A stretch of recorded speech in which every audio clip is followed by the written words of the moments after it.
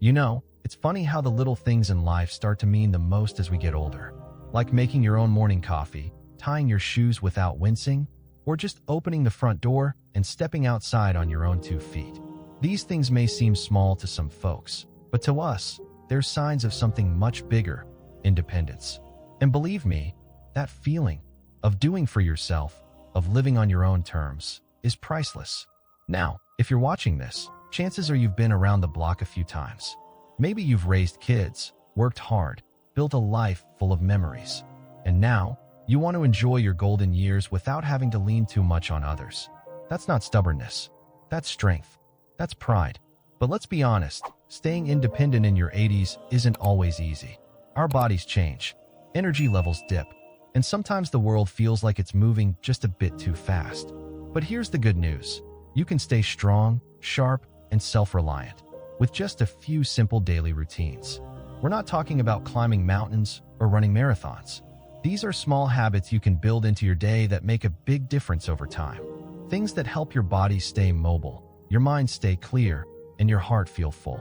So in this video, we're going to walk through 6 daily routines that are specifically designed to help you stay independent and strong in your 80s. You'll learn movements that support balance and strength, mindset shifts that boost confidence, and rituals that bring joy and purpose to each day. If that sounds helpful to you, I'd love for you to like this video, subscribe to our channel, Vibrant Elders, and share your thoughts down in the comments. Now let's talk about what you can do first thing in the morning to wake up your body and keep it moving with confidence. Number 1. Morning mobility rituals, body awakening. Most mornings, the first thing I notice is how stiff my joints feel. The knees creak a little, the back complains, and the fingers? Well, they take their sweet time loosening up.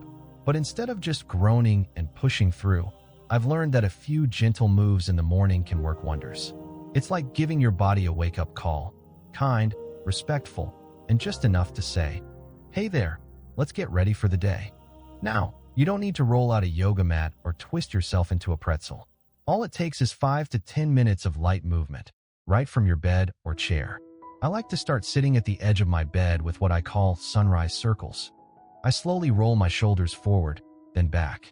Then I lift my arms just a bit and make little circles in the air. Nothing fancy, just enough to feel the blood moving. From there, I do ankle rolls, lifting 1 foot at a time and making slow circles with my toes. It's like telling your feet, "We're gonna walk today, so let's get ready." These simple movements help warm up the muscles and joints, especially after hours of sleep when everything naturally tightens. And here's something fascinating. Studies from the CDC show that light mobility in the morning actually improves your balance and proprioception. That's your body's ability to sense movement and position. It helps prevent falls, which we all know can change everything in an instant. Sometimes I'll even stand and do what I call my kitchen counter stretch. Just standing with my hands gently on the counter, I bend one knee, stretch the other leg back slightly, and hold it for a few seconds. Then switch sides. It's nothing extreme, but it loosens up the hips and calves beautifully. I like doing this while the coffee's brewing. Makes me feel like I'm already doing something good for myself, even before breakfast. And if you're feeling particularly achy one morning, there's no shame in staying seated. Try a seated twist, sitting upright in your chair, turning your torso gently to one side and then the other. Not only does it help your back, but it also gets your core involved, which is great for balance and posture throughout the day. You see, independence starts with being able to move comfortably. If you can get in and out of a chair with ease, reach for something on a high shelf, or walk steadily to your mailbox, those are victories. And they all begin with how you treat your body first thing in the morning. So take that time. Respect your body. Give it that little stretch, that moment of care. Before you know it, you'll notice that your steps feel lighter, your balance feels stronger, and your confidence gets a little boost each morning. That's not just movement, it's momentum. And it's the first key to staying independent. Number 2, the mind first moment, mental activation. Right after I move my body a little, I turn my attention to something just as important, my mind. They say the brain is like a muscle. If you don't use it, well, it starts to get a little lazy. And I don't know about you, but I like to keep mine sharp as a tack, especially these days when things like names or appointments can slip right through your fingers if you're not careful. So every morning, before the day gets too loud, I take a few minutes for what I call my mind first moment. For me, that's usually reading a short article out loud, something from the local paper, or even a topic that just piqued my curiosity. Reading out loud helps me concentrate better, and honestly, it wakes up my thinking. Sometimes I even catch myself debating with the article. Now wait a minute, that doesn't sound right. It gets the gears turning, and it's more fun than you might expect. Now you don't have to be a reader to do this. Maybe you're more of a writer. A few lines in a journal each morning. What you're grateful for, what you're planning for the day, can do wonders. It helps you process emotions, recall memories, and even spark ideas. I've known folks who've started writing letters to their grandkids or kept little memory books. There's no right or wrong way. The point is to gently nudge your brain awake, give it a reason to engage. You could also try puzzles, like a crossword or a few rounds of Wordle. And don't underestimate the power of a good conversation. Calling a friend just to say, "Good morning, what's on your plate today?" can sharpen your mind and brighten your mood all in one go. There's solid science behind this too. Studies from the National Institute on Aging have shown that older adults who engage in daily cognitive activities, like reading, problem solving, or even learning something new, show slower rates of cognitive decline. In plain terms, using your brain daily helps you keep it.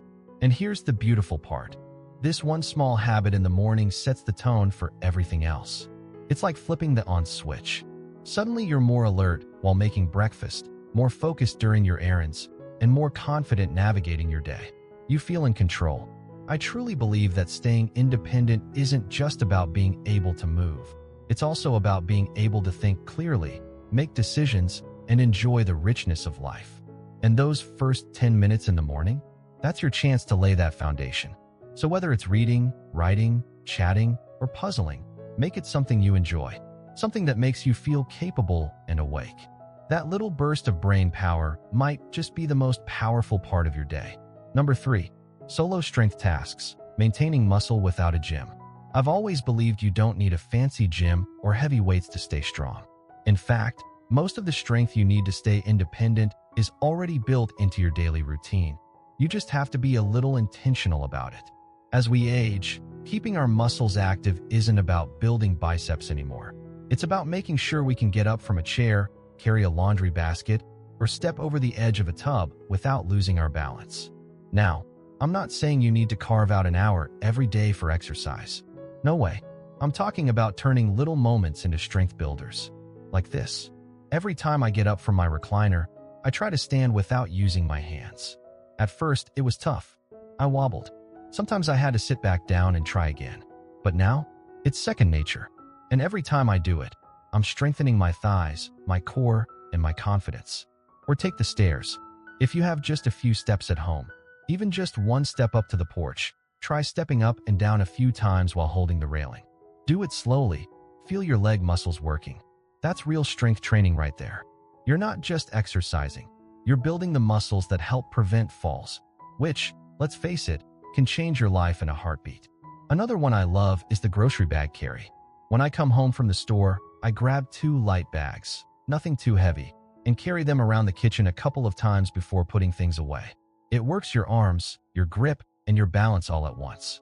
Plus, it gives you a sense of usefulness, which is just as important as physical strength. Here's a little science for you. There's a condition called sarcopenia, which is the natural loss of muscle mass as we age. It's one of the biggest threats to staying independent because it affects everything: walking, lifting, even standing. But studies show that simple bodyweight movements, done consistently, can slow down and even reverse that loss. You don't need a gym, you need a rhythm.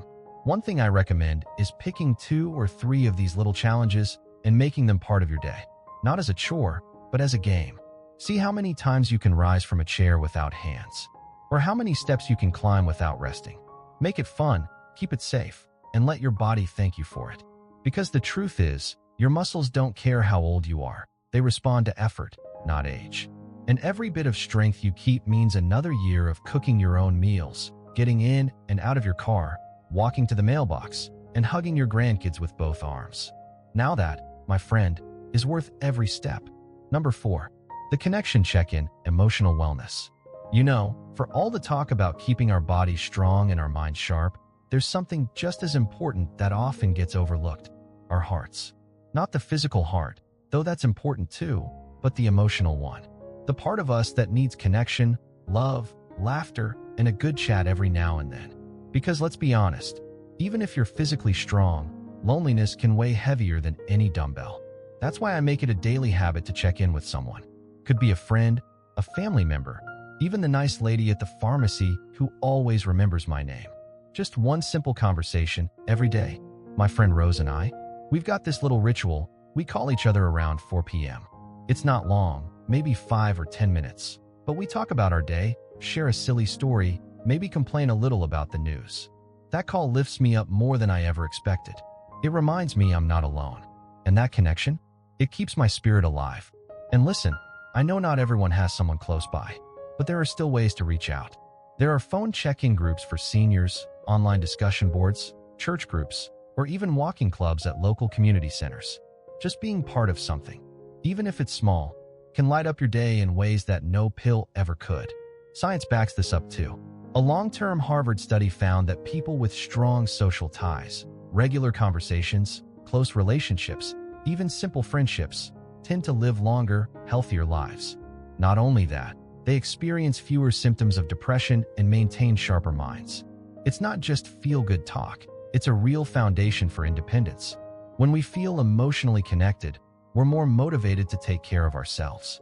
We eat better, we move more, we laugh. And that laughter? It's medicine in its own right. I remember one day Rose told me a story about her cat knocking over a full cup of tea right into her purse. We laughed so hard we both forgot what we were complaining about in the first place. That kind of joy sticks with you. So, I want to gently encourage you. Don't let the day go by without saying something to someone. A wave to the neighbor, a phone call to your cousin, a quick message to your church buddy. These small threads of connection can weave a safety net that holds us in all the right ways. Being independent doesn't mean being alone. In fact, the strongest people I know are the ones who know how to reach out, who stay emotionally open, and who remember that we're better together.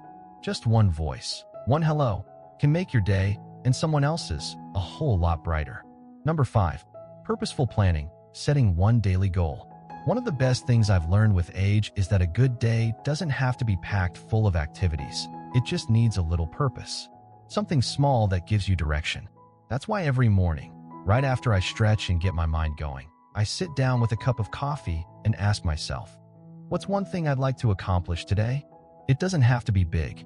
I'm not talking about repainting the garage or organizing the whole attic. I mean simple, meaningful things, like calling an old friend, baking a batch of muffins, or finally watering those houseplants you've been neglecting. One day, I told myself I'd clean out just one kitchen drawer. Just one. And by the time I was done, I felt so productive, I did another. It gave my day a rhythm and a quiet sense of pride. The beauty of setting just one daily goal is that it creates focus.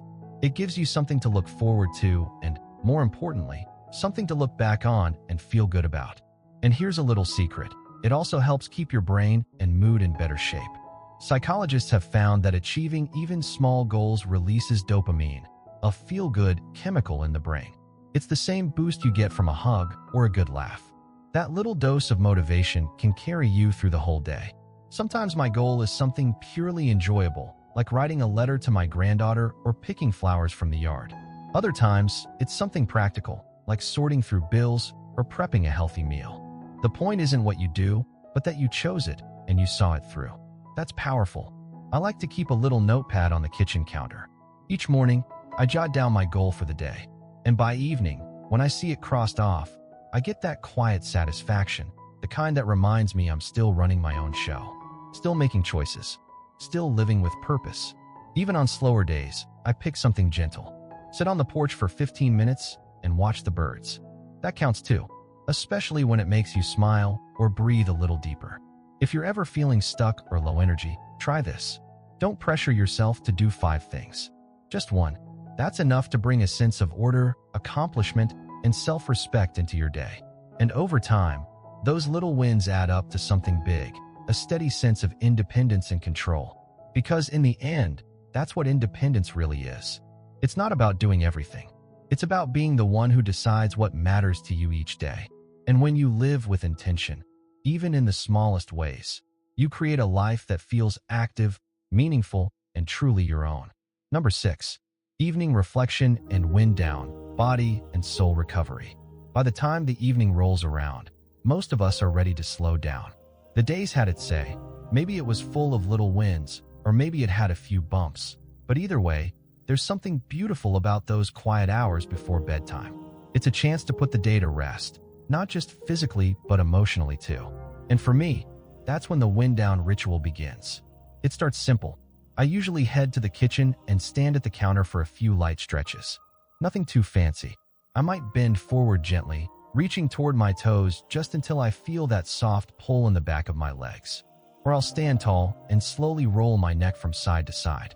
These small movements help ease the tension that builds up during the day, especially in the back, shoulders, and hips. It's a way of telling my body, you did good today. Now it's time to rest. Next, I sit in my favorite chair, the one by the window, and I do some deep breathing. In through the nose, slow and steady, out through the mouth. I don't follow a strict pattern, I just focus on calming my mind. Sometimes I light a candle or hold a warm cup of tea in my hands. It's a moment of stillness. And in that moment, I often find myself saying a little prayer or thinking of something I'm grateful for. It might be as simple as, I didn't trip over the rug today, or that chat with my neighbor made me smile. These small reflections help me end the day with peace instead of stress. Science backs this up, too. Research shows that evening routines, especially those involving mindfulness or gentle movement, can reduce cortisol levels, the stress hormone, and improve sleep quality. And better sleep? That's one of the best medicines we have.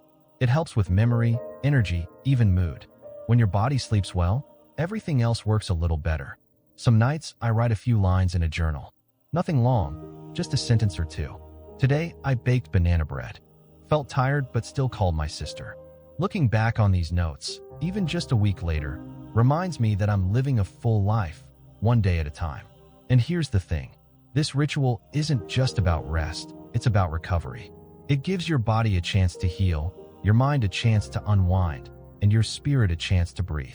It's a gentle close to the day, like pulling a soft blanket over yourself and saying, I'm okay. So give yourself that kindness. Whether it's a stretch, a prayer, a cup of tea, or a quiet moment with your thoughts, make it yours. Let it be a gift to yourself, night after night. Because you deserve peace. You've earned it.